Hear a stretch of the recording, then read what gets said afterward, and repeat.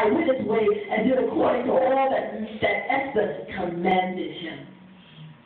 So on the third day, Esther entered the inner court of the palace in front of the king's hall and waited for the king to respond. So now she's taking what she said. She waited after they fasted and prayed, and she believed God for the victory. And then she wondered, will he put me to death? Because he could do that. But you know what? I already said it. If I perish, guess what? I'm just going to go down. Either way, I'm going down because they plan to kill all the Jews, and surely they will find out that I'm one. But as she approached the king's love for her was evident. And he said to her, what is it, Queen Esther? What is your request? And he said to her, even up to half of the kingdom I will give you. Look at the love that this king had for Esther. And Esther did the wonderful thing. She didn't just go right and ask him for the request. When you fast and pray, God will show you how to go about doing the thing. And so she knew, just like all of us know, that the way to a man's heart is through what? Through his stomach. So she just goes to him first, and she says, listen, I just want you to have lunch with me. Isn't that wonderful? I just want you to have lunch with me. Just you and Haman, just come and have lunch with me. And at lunch, the king asked her again, because she knows something, the king kind of got intuition about, you must want something. And she says, the intelligent woman that she is, she invites him, not only are you going to have lunch with me, but the next day, come on and have supper with me. So we're going to take it even deeper. Oh, yeah, I got to your stomach today, but I want to go even deeper with you because I'm getting ready to lay this on you. So Haman runs. Haman is excited because, look, the queen is asking us to have lunch with her. Oh, my goodness, look how wonderful this is. And he starts to boast. And he starts to boast about being invited to have supper with the king and the queen. And he's telling his buddies about how important he is. And he's already power tripping. So now he's telling his friends, look at there, nobody asked you to come. Look, the queen wants me to come to lunch with her. And so Haman notices that Mordecai is sitting at the king's gate. And Haman burns with hatred towards Mordecai and decides to build gallows 75 feet high and ask the king to have Mordecai hanged in the morning. But that night, that's why you can never say what God is going to do, because God has a way of dealing with people. That night, the king couldn't sleep. God has a way of dealing with people in the midnight hour, in the morning time. He couldn't sleep, and after tossing and turning for hours, the king orders the book of the Chronicles, the record of his reign, his kingship, to be read to him. And as he's reading, he comes to court, and he remembers Mordecai. Oh, yeah, it's read there. He saved my life. He was the one that Esther told. He told Esther to tell me that they were plotting to kill me. And you know what? I didn't even reward him. And so this was his opportunity to reward Mordecai. The next morning, Haman approaches the king. Before Haman could say anything, the king asked him, what should be done for the man that the king delights to honor? And Haman, not knowing that the king was talking about Mordecai, says, oh, immediately he thought the king, see, that's what happens when you're power tripping. You think everything is about you. So Haman's thinking, what big thing can I say? Because surely the king must be talking about me. Oh, I know, I got a good idea. He tells the king that he should put on a royal robe and drive the man around the palace and carry him through the city, proclaiming what a wonderful man he is. So Haman's thinking this is for him. And then the king tells him, okay, Haman, thank you so much. I really appreciate that. So go and get that Mordecai.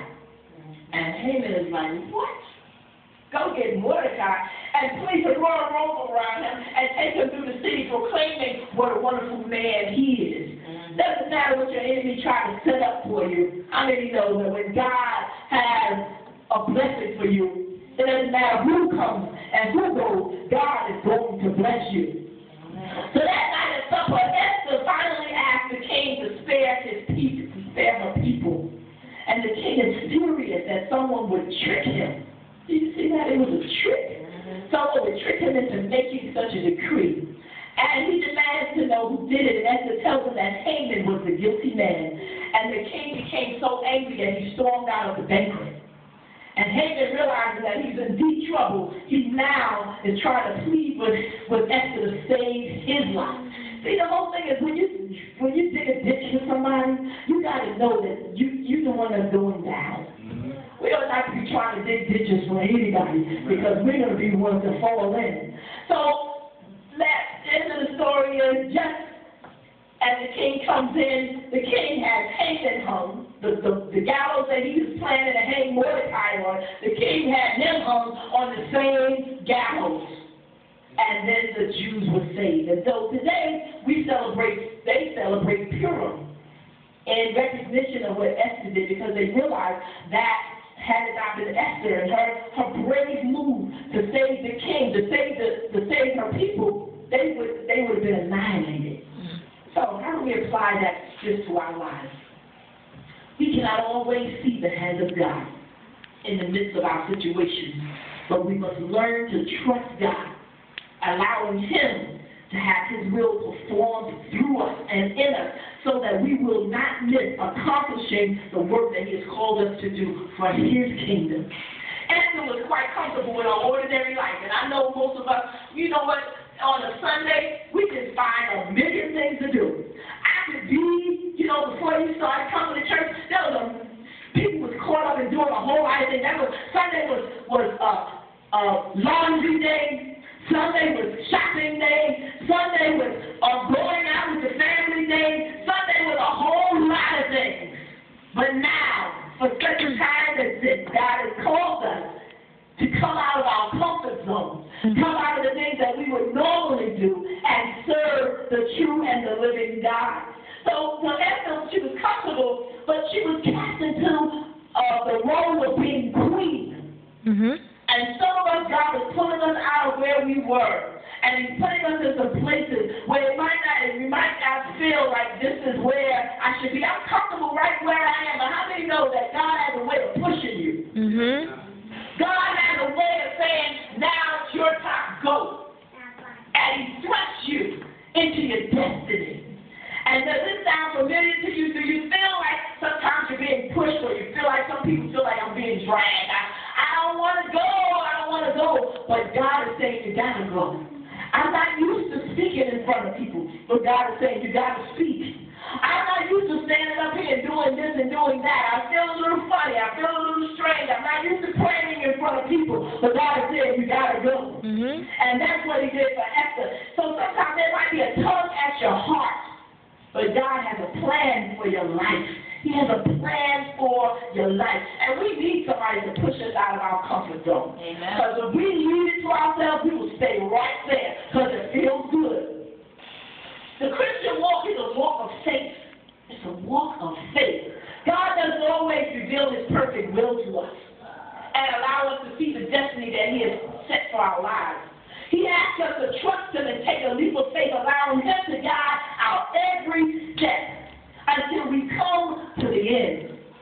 Often it is not until we have reached a milestone or accomplished a major goal that we can look back and see that God has been leading us all the while. How many times you go through something and while you're going through it doesn't feel so good, but once you get through, you say, you know what, Father, I could see where your hand was on my life. Amen. I couldn't see this before, but I'm looking at this thing, and I know I can pinpoint the times where it just had to be you. Where you was moving by your mighty power on my behalf. So Esther felt that same thing. She felt pain in her life.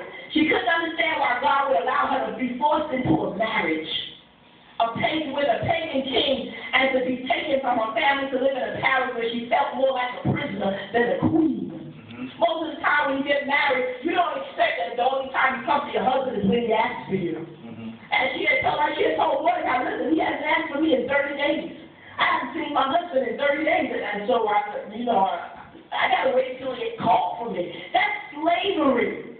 Luke 17:33 says, well, first of all, God is not forcing you to do anything because this is a volunteer army. Amen. This is a volunteer army. And any time we desire, we can turn away. Anytime, from the place where God has us and to do what we want to do. But there are consequences to our disobedience. Luke 17:33 says, whoever shall seek his life to save it will lose it. And whoever will lose his life shall preserve it. So what does that really mean? We got to stop and realize that God never allows anything in our lives by accident. Nothing is by accident. You're not here today by accident. God destined that you would be here today. Every circumstance that we face, there is a greater purpose than what we can see. Greater purpose than what we can see. So your job, some people have jobs and they're mad at their boss. Job is negative. It's too time demanding. Not exactly what you think it ought to be. And you know what? So what?